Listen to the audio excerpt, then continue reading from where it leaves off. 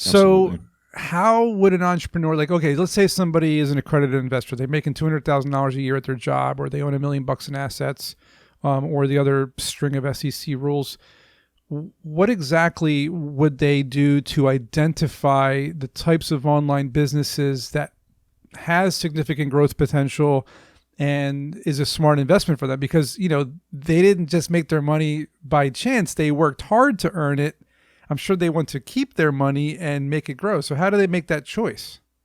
Yeah, they've got two options. The first option is to go out and buy their own online business, and then the key here is finding the type of business that you know how to run and where you can apply your skill set to grow it. The reason why WebStreet was started was to give investors a passive option. So in our case, they wouldn't be picking what business. They would invest in a diversified fund, owning anywhere from 5 to 10 different businesses Hmm. run by different portfolio managers. So it might be a mix of those storefronts that you talked about. It might be websites, it might be software companies or service companies. Yeah, because I was just wondering, like you just mentioned using your skill sets and your knowledge base to choose a business, but what if you don't have any of those? What if you are a doctor and all you know is medicine, but you're always interested in technology, but you don't have time to start an e-commerce website, nor do you know what to invest in because you're investing in the S&P 500 and your regular stocks. So, you're saying in your case you would invest in 5 to 10, but let's say that you never heard of Web Street.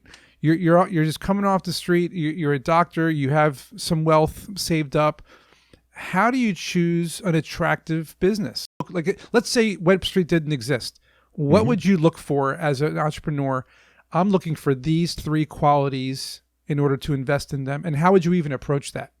Yeah, great question. And a lot of this applies to other types of businesses as well, not only our online businesses. So personally, I would look for cash flow positive businesses. So I wouldn't go out and buy distressed assets or turnarounds. It's a lot easier to incrementally grow something without taking on excessive or additional risk. Even though sometimes it looks like you're getting a really good deal with these distressed assets, but we specifically stay away from those. That's our first Yeah. rule. If it's declining, we pass and we move on to the next one.